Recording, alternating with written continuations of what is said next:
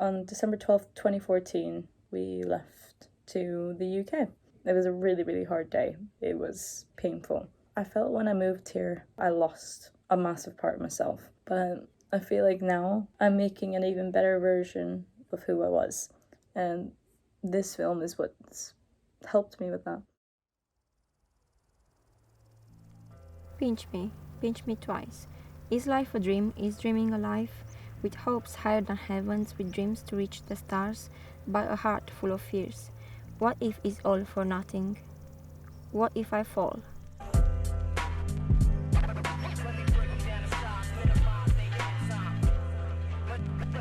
My name is Elisabeta Naomi Bălăiță, and I'm a fashion designer and an artist. Kind of like tell people sometimes I'm from Transylvania and they all go like, oh, are you a vampire? I'm like, okay. It's called Vulcan. It's got like mountains around it. That's why I kind of like Lake District, I think, and Carlisle, because it kind of reminds me of my hometown. I'm Faniry. I'm 25 years old and I'm a product designer. Where I grew up in Madagascar, where my mum built a house, was called Antirabe. It's absolutely beautiful. The people are absolutely lovely. We have like such a community, everyone together, living together in harmony. And I was there for 6 years. And then that's when we came back and we got a house in Cumbria. I wanted something different, especially my family. They have quite strict religious mindset and I wasn't religious anymore. That's why I kind of liked England, because they were all open-minded and I could see the things how I wanted to see them. This is why for me I wouldn't go back to Romania to live, but still that doesn't make me less Romanian. Art is supposed to make you feel something. It was Alexander McQueen. He's like the best of the best, and I really liked what he said. If my fashion show doesn't make you feel something, then I'm not doing my job properly. So it's not always like has to be pretty, because always art and politics and like things that go on in the world, they're kind of linked. Because I lived in Madagascar and I had a creative interest, I turned frugal medical design in Madagascar. They would use like all sorts of different materials to create functioning products, and they'll find a solution to create it. I think in terms of like medical product design, there is always, a link towards empathy, because if you are doing something medical and you are bettering their lives, wow. It looks like it's been made out of wood. That looks like cast iron and leather. Leather's probably to make it softer on the area that will be rubbing up against. So yeah, artificial arm belonged to Joseph William Elliot, who lost his arm in a railway accident in 1909.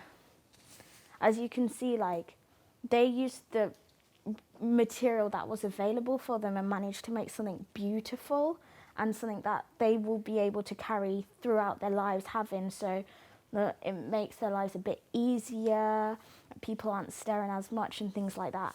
In Madagascar, if you do lose an arm or lose a limb or anything like that, that defines you.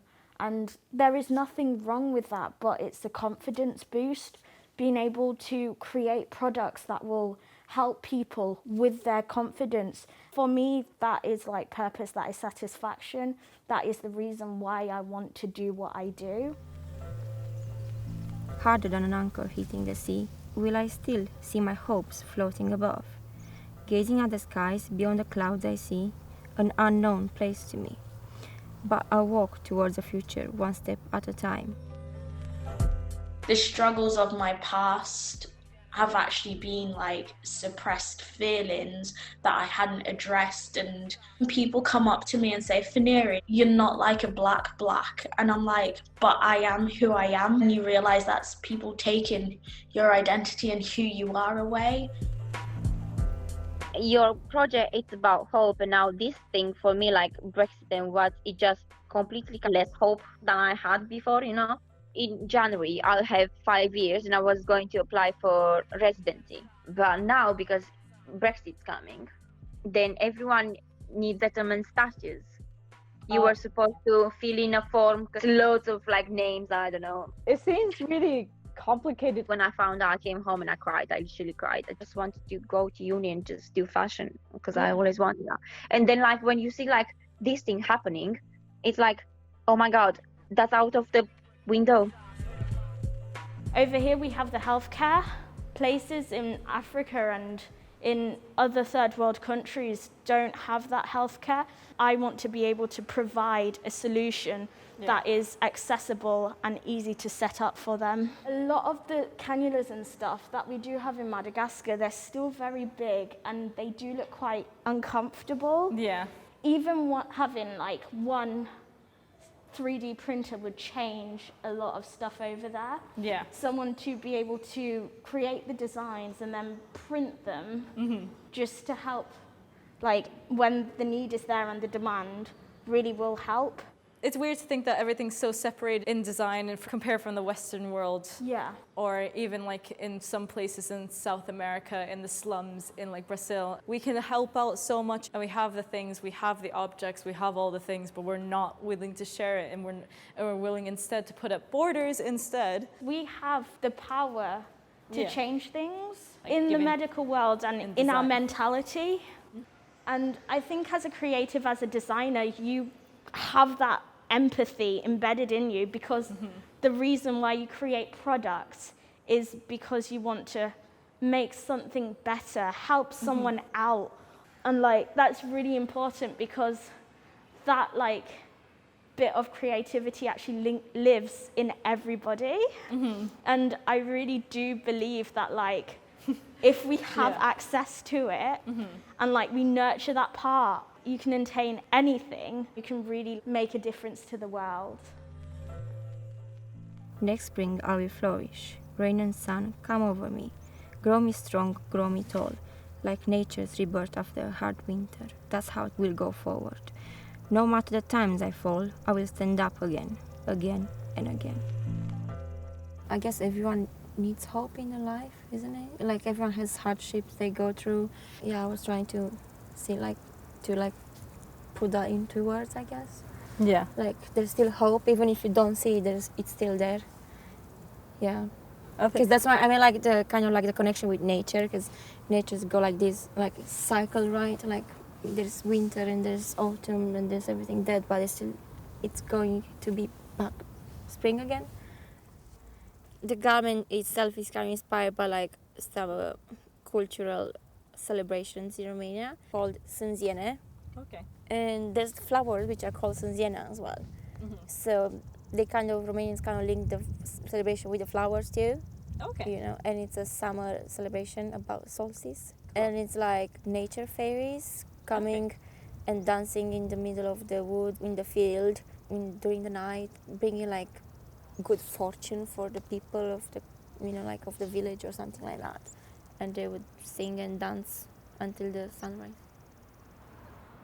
There's so many things I think you can do within the creative field, and it's so underfunded, which isn't letting enough students to be creative and do what they want for students who can't afford these tools and stuff to actually create and learn from it. That's it. And I wish in Carlisle for itself, I wish that would get brought out more, because I know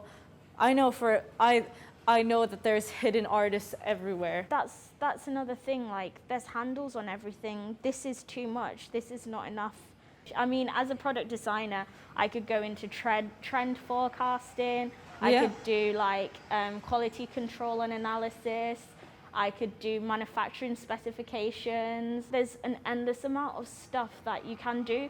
It's linked with science, it's linked with like language.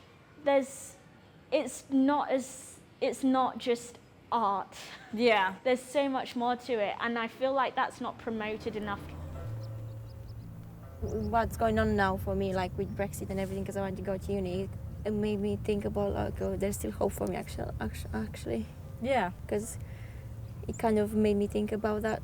I shouldn't lose hope just because I can't go where I want to go. I think it's about a lot of like experience, I think. Yeah. It's like meeting people, connections, and like finding like-minded people, I guess, into arts and like, you know, trying to do something. In a way, I think everyone's got their own timing, you know. I've learned enough, I guess, to be on my own and go to study and do something what I want to do. There's still hope.